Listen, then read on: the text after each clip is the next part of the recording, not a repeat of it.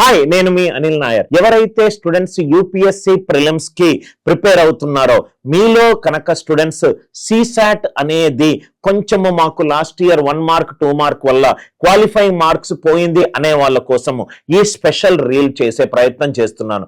మీరు CSAT paper లో maths, reasoning, verbal ఉంటుంది. మనకు ఆల్మోస్ట్ కొన్ని 2.5-3 months మనకు టైం ఉంది. ఈ 2.5-3 months లో రీజనింగ్ నుంచి నేను చెప్పిన టాపిక్ లో మాత్రము డీటెయిల్డ్ గా బేసిక్ నుంచి అడ్వాన్స్డ్ లెవెల్ చదవండి.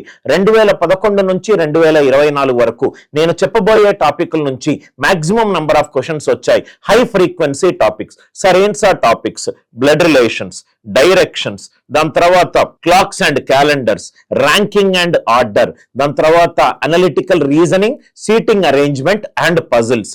వీటిని మాత్రము అబ్సల్యూట్లీ ఇగ్నోర్ మాత్రం చేయకండి. అన్ని టాపిక్లు చేయండి. మనకు 15 నుంచి 20% of the total questions reasoning నుంచి వస్తుంది. కాబట్టి ఈ దిగువ టాపిక్ నుంచి అట్లీస్ట్ ఒక 8-9 క్వశ్చన్లు వచ్చినా మీకు 20-25 మార్కులు మీ జేబుల్లో ఉంటాయి.